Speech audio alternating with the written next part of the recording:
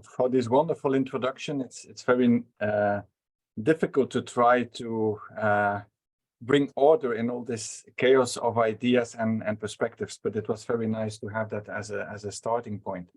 I will dive right away into my presentation, and I look very much forward to hearing the other presentations and then have a hopefully a very nice exchange of ideas at the very end. So as is usual in many conferences or presentations, people change their title slightly, and I've also changed mine slightly. So it's the biopolitics of hospitalities, a multi-scalar modern human perspective, in which I have tried to bring my current work in dialogue with the theme of this meeting. So let me see if I can change my slides. Yes. Okay, hospitality, what's in a name? Hospitality is commonly understood in an anthropocentric way as the act of providing assistance and support to guests, treating them with kindness and generosity. It encompasses the idea of welcoming people who may not be familiar with the environment and offering food, shelter, and comfort. As such, hospitality is considered to be central or a central part of many cultures and societies. Traditionally, hospitality is seen as a moral obligation and is often associated with religious and cultural values. In modern times, the concept has broadened to include various forms of commercial and institutional services. In the areas of tourism, just think of hotels and restaurants, and migration, just think of arrival infrastructures. As many other aspects of life, hospitality is increasingly managed through biopolitics. The latter, as we already heard, is a concept that evolved out of Michel Foucault's work on biopower to understand how life is continuously being optimized through processes of control. It describes the ways in which power is exercised through the regulation of biological processes, including the body. This can include things like public health policies, the use of drugs and medical technologies, and the allocation of resources based on biological factors. In the field of hospitality, one can think of guidelines and requirements that hosts must comply with to ensure the health and safety of guests, or the use of biometric identification systems to identify guests. We are just beginning to understand the full implications and range of biopolitics. In an extension of the apparatuses of population control and public health that Foucault described, we now participate in planetary biopolitics, extending from the land into the seas and into the life cycles of many different organisms. This evolution rhymes well with the developing idea surrounding the Anthropocene, a term used to describe the current geological era, in which human activity has had a significant impact on the planet. While a universalized human problematically stands at the center of this proposed geologic stratum, the era's nomination also references our deep entanglements with other organisms who respond positively and negatively to our manipulations of the Earth. Anthropocene biopolitics then includes policies and practices related to climate change, biodiversity loss, and other environmental issues. In this context, biopolitics is no longer just about the control and regulation of the human body, but also about the ways in which human activity and control is impacting the entire biosphere and the complex web of life on Earth. Political scientist Rafi Youad accurately characterizes the evolution of biopolitics as, and I quote him here, a form of ecologically distributed power that involves interventions in human and non-human lives, unquote. To assess the role and analytical purchase of hospitality in such a more than human context, it is important to recognize that the term can refer to the ways in which people interact with and provide support and care for other living beings and the natural environment. This can include things like providing food and shelter for animals, protecting and preserving natural habitats, and considering the impact of human actions on the environment and other forms of life. In this context, hospitality is not just about being a good host to other people, but also about being a good steward of the planet and all the beings that inhabit it. This involves recognizing the interconnectedness and interdependence of all forms of life and acting in ways that support and nurture the health and well-being of the natural world. Hospitality, then, is linked to creating a sense of belonging and community that extends beyond the human realm and encompasses the entire biosphere. In this presentation, I hope to show that taking hospitality into other realms, moving it up, down, and sideways, helps us to transcend the anthropocentric bias in which many academic and societal debates are currently stuck. This more holistic context or contextualization, ranging from the cellular to the planetary, becomes crucial when considering the complex connections between hospitality and biopolitics. And I start by taking the concept sideways. Scholars of hospitality will undoubtedly now know the work of Jacques Derrida on the matter. Derrida challenged the traditional understanding of hospitality and demonstrated the limitations of hospitality as an ideal, also pointing out that hospitality shares the same etymological root as hostility. For Derrida, hospitality is not simply a matter of providing a welcoming environment for guests. He argued that the conventional understanding of hospitality is based on a flawed notion, where hosts are seen as being in complete control and guests as being at their mercy. He proposed a more radical form of hospitality, whereby the host is not in complete control and the guest is not reduced to being a passive recipient. Such a form of hospitality requires a fundamental rethinking of power dynamics and the relationship between the host and the guest. Derrida maintained that all hospitality is located within the contingency, the conditionality of a world of lived connections that inherently delimits the space of welcome. Who and what can we welcome and when? Interestingly, he appeared open to include animals here. And I quote him here, "Let us say yes to who or what turns up, whether or not the new arrival is the citizen of another country, a human, animal," unquote. Derrida's conception of hospitality is sensitive to the difficulties of bounded engagement with others, and it animates the possibility of breaking boundaries and building new communities that are sympathetic to the suffering of those with whom we share the planet. A Derridian account focuses on the questioning of conditionality and exclusionary practices, and also on the futurity of hospitable practices to be amended and reconsidered in imagining a more responsive and responsible world, thus allowing for greater openness to strangers, including animals, over time. Certainly, Derrida's vision expands the possibilities of a post-human planetary community. Despite the needs of deciphering key human versus animal differences, an interspecies hospitality emerges as a result of these differences. Instead of just deconstructing difference, we should see it as a potential for belonging. Hence, interspecies togetherness is a belongingness of difference, a being with differences that cannot be ignored or reduced to sameness. In hospitality, identity, which is linked to host, and difference, which is linked to guest, are not mutually exclusive. Rather, they are mutually constitutive. In fact, hospitality is the discipline of deconstructing any effort to stabilize the dichotomy of identity and difference. Scaling the concept of hospitality sideways to include other animals. Okay. Thank you.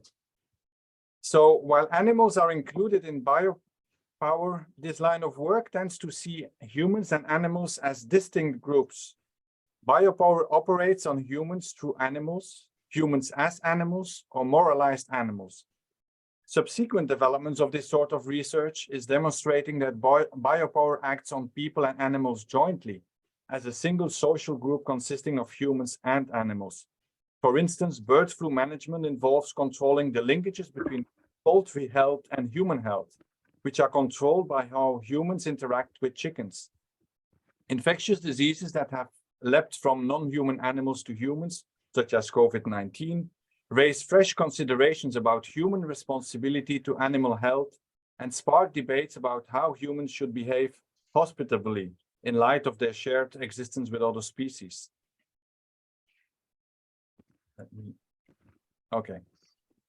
Let me now move to scaling down to the level of cells. Not only has the vocabulary of hospitality been employed to describe human relationships, but also by extension, many other types of relation. The host-guest paradigm has dominated our understanding of life at the cellular level as well. Biologists discuss host cells and other sorts of guests, such as parasites, organisms that grow, eat, and are housed on or in a different organism without contributing to its life. The original meaning of the Greek word parasitos was beside the grain or food, evoking an imaginary of convivial hospitality. A parasite originally had a positive connotation, alluding to a visitor who shares meals with the host. Subsequent understandings of the term, however, altered the word's valence to hostility, as the visitor comes to exploit the host ruthlessly. The term evolved to refer to a dinner guest who is skilled at asking for invites without offering anything in return.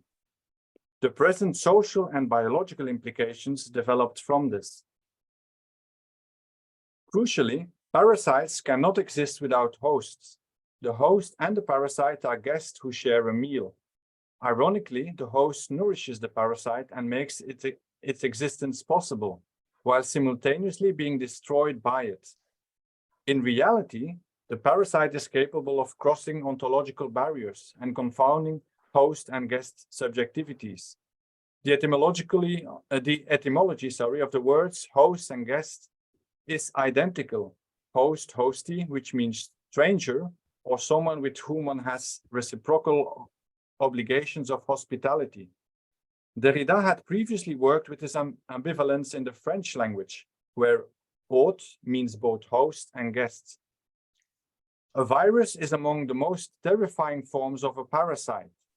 In this instance, the parasite has the unique capacity to transform the host into several multiplying copies of itself, so eliminating the host.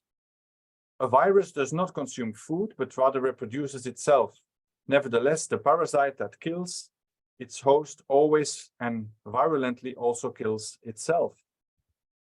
Significantly, exploitative interactions between parasites and their host are just one kind of symbiosis, or the living together of symbionts, or different organisms. Symbiosis is a far more fundamental biological pattern than was previously believed. Nature favors cooperation and reciprocity above rivalry and survival. Without a reciprocal relationship, symbionts would die. Throughout time, when different organisms adapt to one another's presence, even exploitative partnerships might evolve to the point where neither can thrive without the other. Without symbiosis, there would be no multicellular organisms. Since free-living bacteria were symbiotically absorbed by host cells, complex life forms have emerged. Many organisms reside inside, above, or are linked to other organisms. Life forms do not merely coexist with us, they are inside us, to such an extent that on many levels the distinction between host and guest dissolves. The concept of the holobiont, proposed by Lynn Margulis, which is the ecological unit created by an organism and its microbial partners, expands the conventional understanding of symbiotic organization. As we go from researching individual species of bacteria to understanding them as a community engaged in constant interaction, the focus shifts from a fixed entity to a continuous process. According to Margulis, there is no longer any environment to which an organism adapts. That is to say, there is no way to distinguish between the organism's environment to which it is adapting and the moment at which its own actions begin, since all living organisms pursue their own goals and attempt to influence their surroundings as much as possible. These biological discoveries have had far-reaching repercussions in the social sciences and humanities. For one, symbiotic relationships are heavily emphasized in post-humanist discourses, which theorize a trans-species solidarity on the basis of our being environmentally based, that is embodied, embedded, and in symbiosis with other species, and favor co-evolution, feedback, and responses as determining conditions over autonomy, competition, and self-contained isolation of the human. Critical post-humanism goes beyond the anthropic system-based conception, which is an ecosystem, to an understanding of the continuous and vitalist material idea of the Zoe, in which the life-generating forces and relationality transcend beyond the system and are accessible to cosmic energies. Also at play on the microbiological level are biopolitics. Heather Paxton, for example, used the term microbiopolitics to call attention to the similarity between debates over how to survive with bacteria and arguments over how humans should coexist with one another. Microbiopolitics is one method to frame concerns of food ethics and governance. The human discovery of and reaction to microbes may be regarded as a component of the governance of the very biological existence of the human species, including the establishment of public health rules that include regimens to regulate microbial infections. And now I move to scaling up to the planetary. James Lovelock and Lynn Margulis developed the well-known Gaia hypothesis, which views the planet as a system that interconnects organic and inorganic, organism and environment to form a complex whole. Gaia itself is not an organism, but a non-deterministic and non-mechanistic system, a metabiotic system in which organisms are components. Order and coherence arise spontaneously via interlocking cycles of activity across the system's components. There is no plan and no design for the operation of the whole. So Gaia is not a loving mother, but rather an event that disrupts conventional thought. Complexity may unravel and the planet can perish if the system collapses, or system collapse follows system collapse. Plant intelligence, mycelial intelligence, the information carrying capacity of water, and the complexity of animal communication give scientific evidence for the idea that non-humans have subjective agency and inner experience. Furthermore, the Gaia hypothesis indicates that the whole planet is sentient and living. Gaia, though, is a tough notion to comprehend, as is anything on such a grand scale, and our scientific methodological tools are of little use in this regard. Nonetheless, storytelling provides intriguing avenues for expanding our knowledge. In her short story, Vaster Than Empires and More Slow, science fiction author Ursula Le Guin depicts the encounter of a group of scientists with an environment that cannot be understood as comprising less than the whole planet. Humans have no natural connection to such intelligence connectivity, inside which they seem to be alien. Le Guin's narrative suggests that imaginative metaphor is at least part of the answer to the problem. Metaphorical language is the formal and cognitive instrument that allows us to conceive multi-scalar effects of connection without assuming a stable, teleologically directed whole. The fictional world created by Le Guin exemplifies the conceptual difficulties caused by metaphorical fears of the non-human. Just as the explorers in her narrative must eventually accept the awareness of the forest plant community, we must learn to embrace this conceptual destabilization if we are to meet the challenges of the Anthropocene. The ambiguity of metaphorical mixes in story might teach us how to live with an unstable world that mostly eludes our human grasp, yet is conversely the product of human disturbance. Understanding the non-linear play of literary metaphor provides ethical direction and insight for understanding the web of ethical duties and material dependence that binds human societies to non-human species and ecosystems. Often, Le Guin's protagonists are anthropologists.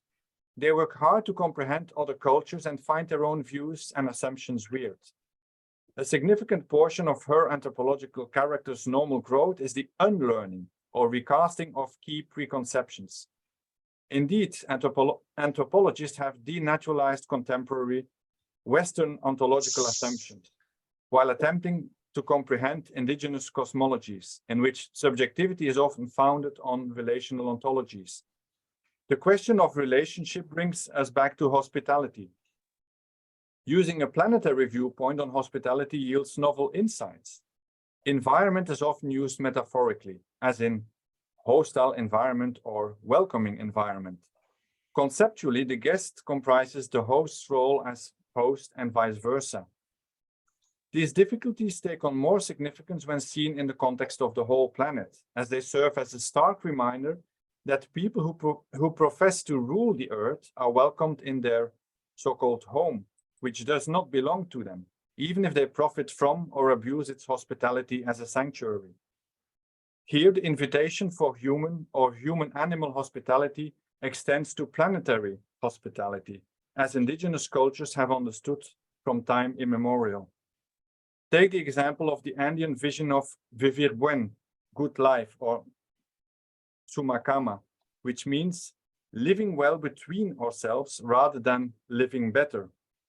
It embraces an alternative way of understanding reciprocity and the other. That is, it is an alternative to the Western growth-oriented, development-oriented way of thinking that separates people from one another and from what we have come to call nature. According to this indigenous perspective, all species live in connection to one another and never as individuals or objects. There are remarkable conceptual similarities between Amerindian cosmologies and indigenous Australian notions of country. Aboriginals practice the equality of human and non-human agents, such as animals and landscape features. At the same time as they portray nature as living, intelligent, and purposeful, they demonstrate that nature is not unitary and universal, but plural and undergoing continuous alterations. In this way, welcome to country statements and or ceremonies in Australia that acknowledge the prior indigenous custodial ownership of the land and thank the indigenous owners reveal the hospitality of the cosmos itself, which imposes infinite responsibilities on all inhabitants as a form of conditional hospitality. Nevertheless, by the same token, these welcomes speak to the boundless dynamic of the cosmos within itself, so that this conditional hospitality is also unconditionally absolute, by virtue of the unlimited generosity of cosmic creation that it offers to those it welcomes. Thus, Australian indigenous traditions indicate a style of ultimate cosmic hospitality, represented by or in country, transcending and radicalizing the conventional limits of the discussion. Intriguingly, indigenous peoples come to planet-wide insights based on a solid foundation of local or localized knowledge. More generally, planetary conviviality refers to the idea of creating a more harmonious and sustainable relationship between humans and the rest of the planet. In many ways, the principles of hospitality can be seen as a foundation for planetary conviviality. Hospitality involves recognizing the inherent worth and value of others and acting in ways that support and care for their well-being. By treating the planet and its inhabitants with the same care and respect that we would offer to a human guest or stranger, we can create a more harmonious and sustainable relationship with the natural world.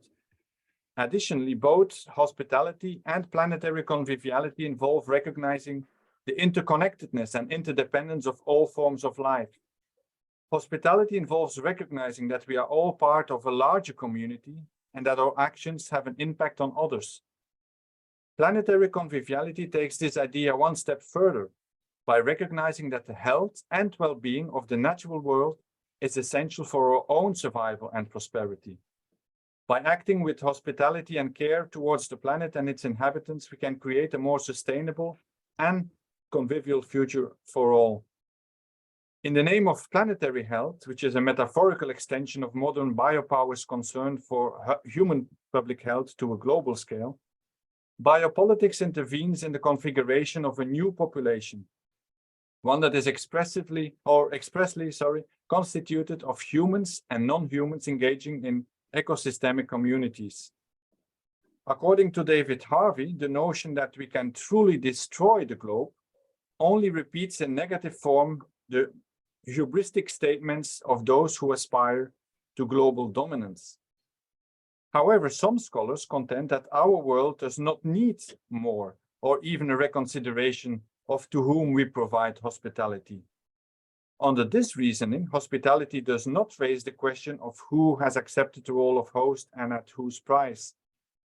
In addition, inasmuch as hospitality becomes infinite, it ceases to be hospitality. Insofar as it does not, it remains rooted in an appropriative claim. In conclusion, hospitality is, according to these scholars, the incorrect strategy. What is required in its stead is a completely new frame of reference, an acknowledgement that the planet and its future were never ours in the first place.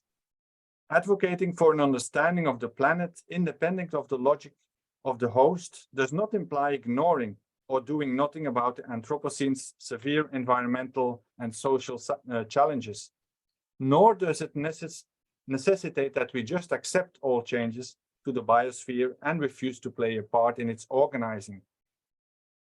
What is at risk in attempts to govern the globe is not true mastery, but its appearance.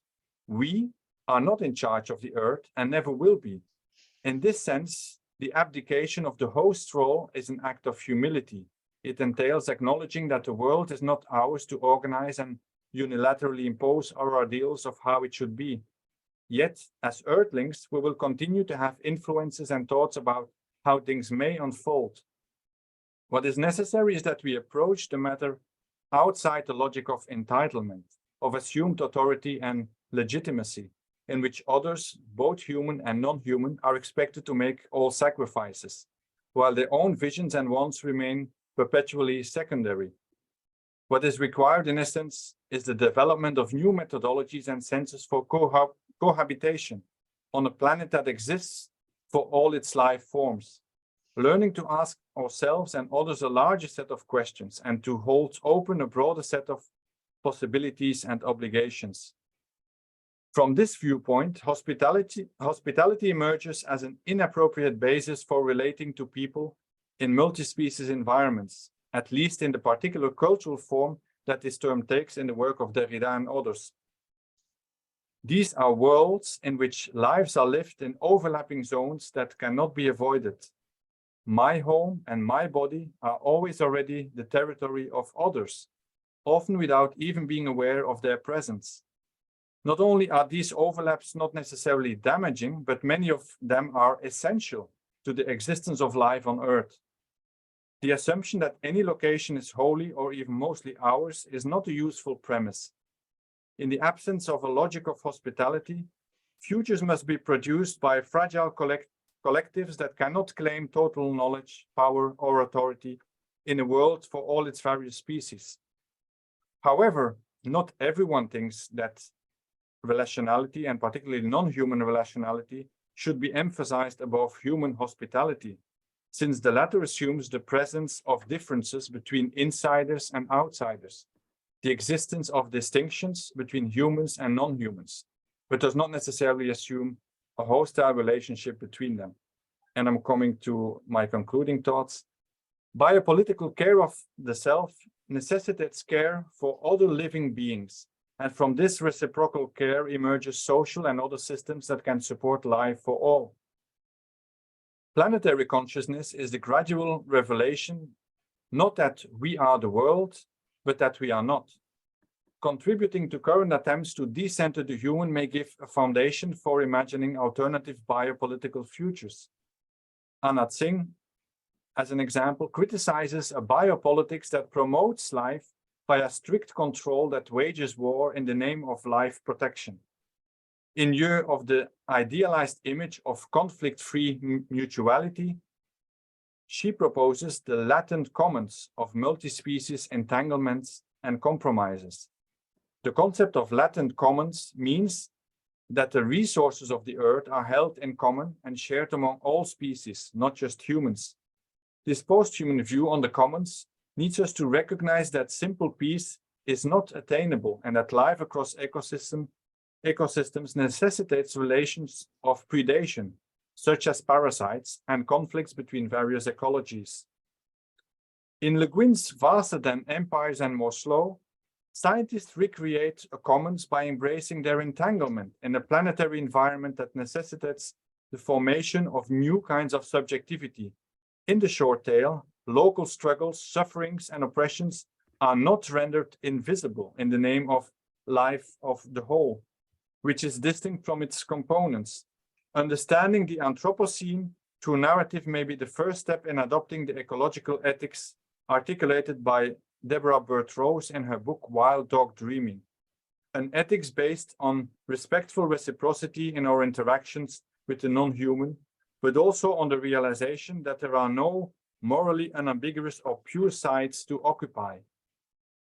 Human and non-human worlds are interwoven in webs of interaction, whether friendly or inhospitable, that are in constant flux.